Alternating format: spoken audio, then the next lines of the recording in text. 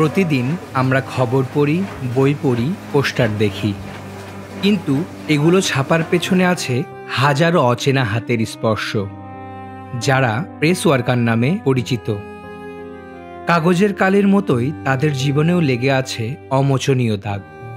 এমনই একজন press worker যিনি মেশিনের আঘাতে হারিয়েছেন দুহাত। এ ঘটনায় নিঃস্ব হলেও হারাননি মনোবল। দুঃসহ এই প্রতিকূলতাকে জয় করে এগিয়ে চলেছেন সামনের দিকে। জীবনকে জড়িয়েছেন অন্য গল্পে। আজ আমরা শুনব আব্দুস সালামের সেই না বলা গল্প। 1985 সালে জানুয়ারি মাসে আমার এই দুর্ঘটনা ঘটে। এই ধরনের চায়না মেশিন থেকে আমার হাতের দুর্ঘটনা ঘটে।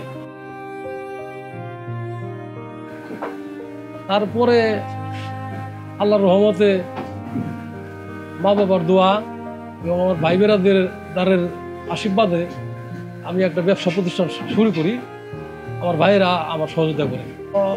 আমি 1976 সালে ঢাকায় আসি। এসে বিভিন্ন জায়গায় কাজ করি। পরে দৈনিক বাংলা একটা পত্রিকা অফিস, আনন্দ বিচিত্র একটা পত্রিকা বেরিয়ে, তো ওখানে আমি কাজ করতাম ডেলি বেসিস। ওখানে কাজ করতে যাই 1985 সালের জানুয়ারির 10 তারিখে আমার এই দুর্ঘটনা ঘটে। আমার জীবনটা ওই অ্যাক্সিডেন্টের পরে ডেলি পরিশ্রম, ডেলি আমার যুদ্ধ করতে হয়, ডেলি যুদ্ধ। অনেক কষ্টেই সময় কাটে, মন অনেক সময় ভালো থাকে না অ্যাক্সিডেন্টের কারণে। আবার মানুষের মধ্যে চলি, আনন্দ ফুর্তির মধ্যে থাকি। বেশিরভাগ গ্রামে, ঢাকায় বন্ধু বান্ধব নিয়ে থাকি বেশি। আমার যে সহধর্মিণী, উনি আমাকে অনেক যথেষ্ট হেল্প করে। ওনার মাধ্যমেই আর কি আমার মনে হয় এই পর্যন্ত, আগে আল্লাহ পরে ওনার সহযোগিতায় আমি এই পর্যন্ত পাইছি আছে। বয়স যখন 15, তখন আমি ঢাকায় আসলে পরে আমার ভাই আমাকে ফ্যাক্টরিতে কাজে ঢুকাই দেয়। তখন ওখান থেকে কাজ করতে শুরু করি আর কি। ভালো লাগতো, খারাপ লাগতো, সব মিলেই। প্রথম ভালো লাগে নাই, আবার বাড়ি চলে গেছি, মায়ের আদর, আবার আসছি, আবার গেছি, এইভাবে করতে করতে সময় মানাই নিছে। প্রথম যখন কাজ করছি আমি, প্রথম তো টাকাই দিত না কোম্পানি। পরবর্তীতে 6 মাস 1 মাস পরে মাত্র 30 টাকা বেতন ধরছিল, মাসে 30 টাকা।